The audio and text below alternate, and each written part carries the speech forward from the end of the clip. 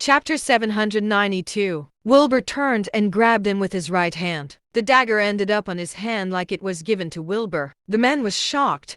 He wondered how Wilbur grabbed his dagger out of nowhere. Suddenly, a terrifying force coming from the dagger attacked his heart, causing it to burst inside his body. He fell to the floor slowly in disbelief. Wilbur looked at the other men. They were all unconscious. Only the leader, who was a beginner or a level cultivator, managed to squirm in agony. Wilbur reached out. The woman slowly grabbed his hand and stood up with her daughter. She never let go of her child the whole time. Wilbur took his phone out and gave Santino a video call.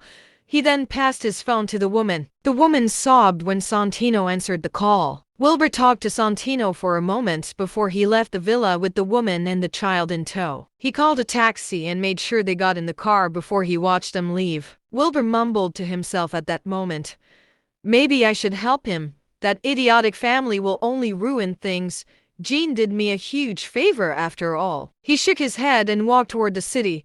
He found a hotel and stayed overnight. He was planning on ditching the Xanders, but he thought about the golden crown given by Jean that saved his urgent situation. He felt sorry for him. The next day, things were lively in the Sith Manor. They were celebrating Terry Sith's 70th birthday. The Siths had an elite enterprise in the manufacturing industry in Mensa Province, so it had to be grand. All the influential figures of South Shore were there. Businessmen, politicians, and cultivators attended the celebration with gifts. Terry wore a red outfit, and he was sitting at the main table in the open-air courtyard.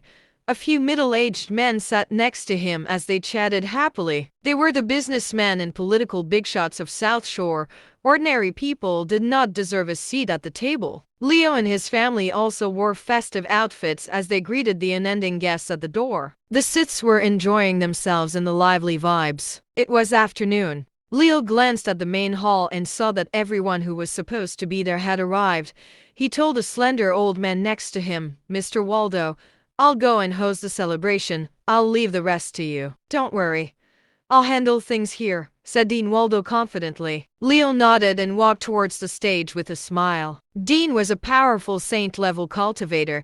They had been conquering Mensa Province ever since they worked together. They exploited the industry competitors, allowing the power of Sith Corp to grow without competition. However, they were cautious because they did a lot of dirty work. Therefore, he instructed Dean to watch out in case someone tried to stir up trouble. Leo went on stage and stood in front of a microphone.